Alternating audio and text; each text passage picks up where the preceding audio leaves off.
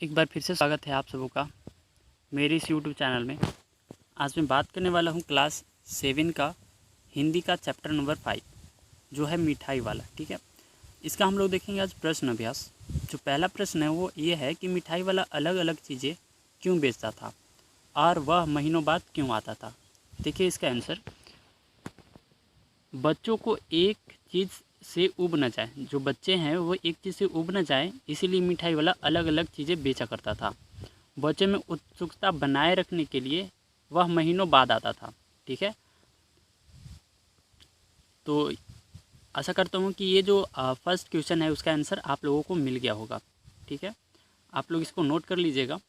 साथ ही चीज़ें ना मिलने से बच्चे रोए ना, ऐसा मिठाई वाला नहीं चाहता था।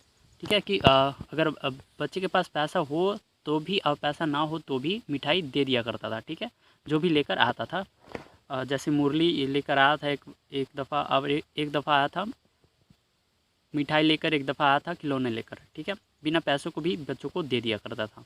देखिए सेकंड नंबर क्वेश्चन है कि मिठाई वाले में कौन से वे गुण थे जिसकी वजह से बच्चे बड़ी हुई इसकी ओर खींचे चले आते थे।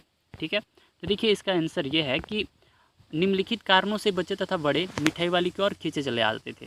ठीक है, पहला जो कारण है वो है कि मिठाई वाला मादक मधुर ढंग से गाकर अपनी चीज़ों को बेचा करता था।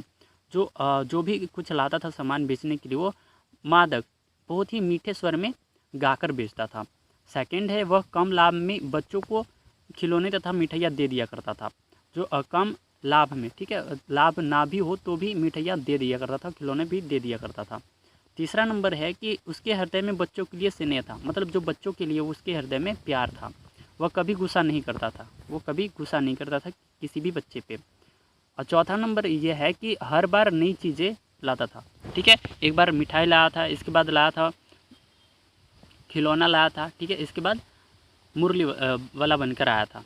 ठीक है, देखिए अगला क्वेश्चन जो है, विजय बाबू एक ग्राहक थे। ठीक है, मुरली वाला एक विक्रेता। दोनों अपने अपने पक्ष के समर्थ में क्या तर्क पेश करते हैं उसी के बारे में लिखना है। देखिए यहाँ पे कि एक ग्राहक के रूप में विजय बाबू अपना तर्क पेश करते हुए कहते हैं कि तुम लोग को झूठ बोलने की आदत होती है। ठीक है, सबको एक ही भाव के सामान बेचते हो, मतलब एक ही दाम पर सबको सामान देते हो। ग्राहक को अधिक बताकर उल्टा ग्राहक पर ही एहसास का बोझ डाल देते हो। ऐसा जो था ये विजय बाबू बोल रहे थे। देखिए जो मुरली वाला या मिठाई वाला क्या बोलता है, अपना तर्क कैसे पेश करता है उसको देखिए कि आपको चीज़ों की असली लागत का अंदाज़ा नहीं है, ये विजय बाबू से कह रहा है मुरली वाला।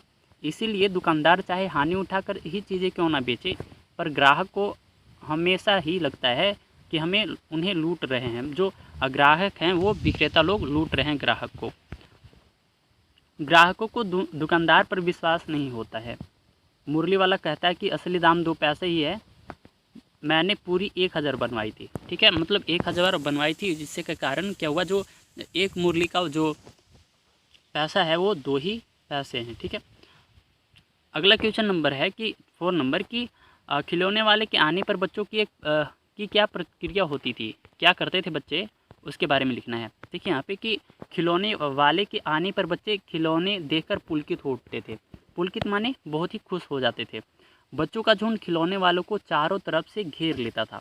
अब क्या करता था, जैसे ही खिलौने वाला आता था उसको बच्चे लोग चारों तरफ से घेर लेते थे। वे पैसे लेकर खिलौने का मोलभाव करते थे और पैसे ला कर अपने घर से खिलौने का मोलभाव करते थे।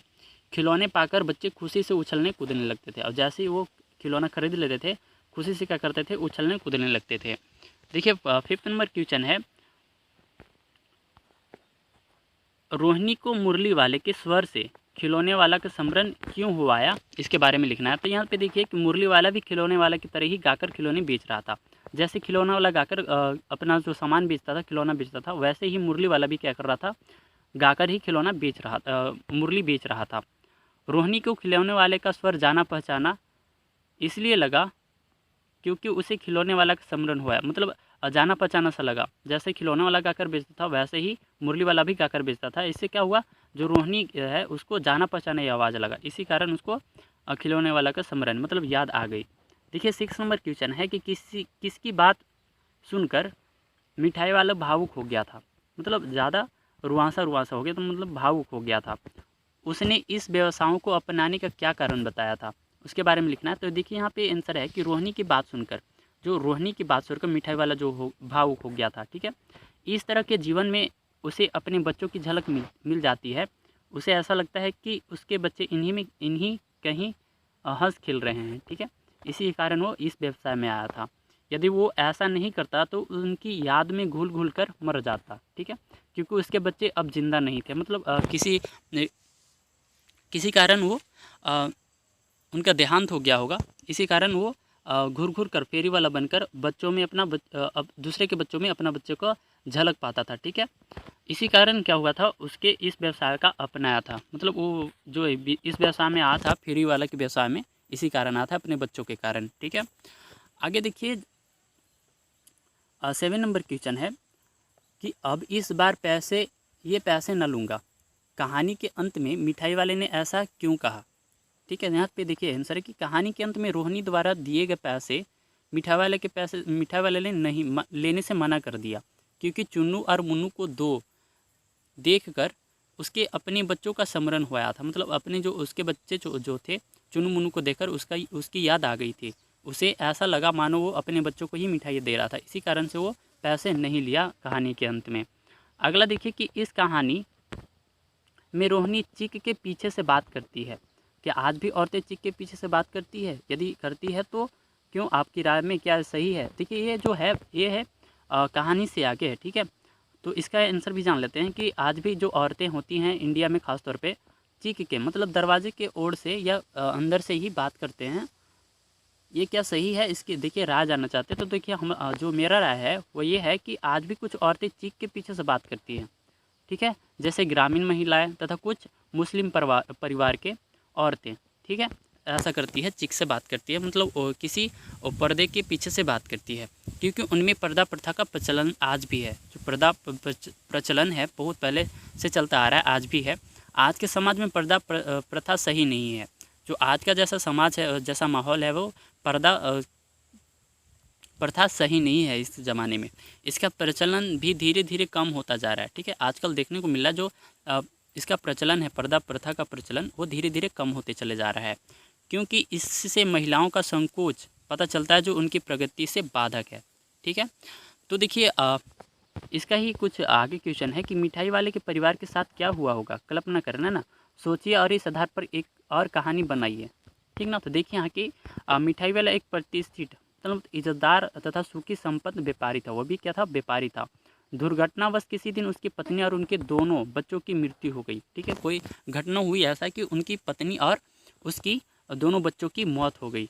पत्नी और बच्चे के ना होने के कारण व्यापारी को अपना अस्तित्व और अपनी संपत्ति व्यर्थ लग रही थी। अतः इसी कारण मिठाई वाले ने दुख को भूलने के लिए दूसरे बच्चों को खुशी में अपनी खुशी को ढूंढने की चेष्टा की। ठीक है, कोशिश की, इससे उसे काफ़ी हद तक सफलता भी मिली, बहुत ज़्यादा सफलता भी मिली थी। ठीक है, देखिए इसी में अनुमान और कल्पना में दूसरा क्वेश्चन है कि हाट, मेले, शादी आयोजन में कौन कौन सी चीज़ें आपको सबसे ज़्यादा आकर्षित करती है, मतलब आपकी अपनी ओर खींचती है, उसको सजाने बनाने में किसका हाथ होगा, उन चेहरों के बारे में लिखिए। ठीक है, उनके बारे में लिखिए। तो देखिए यहाँ पे कि हार्ट आंसर देखें कि हार्ट, मेले, शादी में निम्नलिखित चीज़ें हमारा ध्यान आकर्षित करती है, अपनी ओर खींचती है, जैसे मिठाइयाँ, खिलौने, झूले, चाट, पकौड़े आदि। ये सब क्या है, हमारी जो ध्यान है अपनी तरफ आकर्षित करती है, खींचती है। मिठाइयाँ हलवाई द्वारा बनाया जाता है, जो मिठाइयाँ हैं वो हलवाई द्वारा बना जाता है। खिलौने कारीगर द्वारा बना जाते हैं तथा झूले एक से अधिक श्रमिक, ठीक है, लोग मिलकर लगाते हैं। उनके चेहरे हमें परिश्रम और उनकी व्यवस्था स्पष्ट झलकती है, मतलब साफ दिखती है।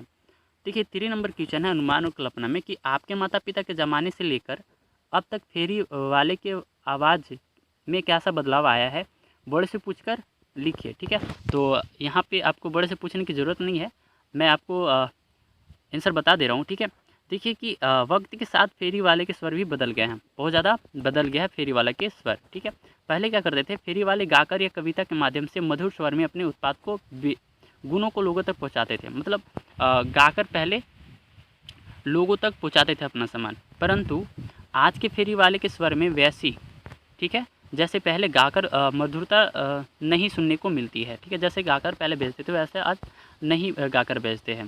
साथ ही लाउड स्पीकर जैसी उपकरणों का भी प्रयोग करने लगे हैं, ठीक है। जो फेरी वाले होते हैं वो आजकल लाउड स्पीकरों का प्रयोग करने लगे हैं। आप लोगों के घर के आसपास आते होंगे फेरी वाले, तो आप लोग ज़रूर देखे होंगे, ठीक है। तो आशा करता हूँ कि ये वीडियो आपको कुछ ना कुछ इस वीडियो से लाभ हुआ होगा। अगर आप लोग मेरे इस यूट्यूब चैनल पर पहली बार आए हैं तो चैनल को सब्सक्राइब ज़रूर कीजिएगा। मिलते हैं आप लोगों से अगली वीडियो में, तब तक के लिए धन्यवाद।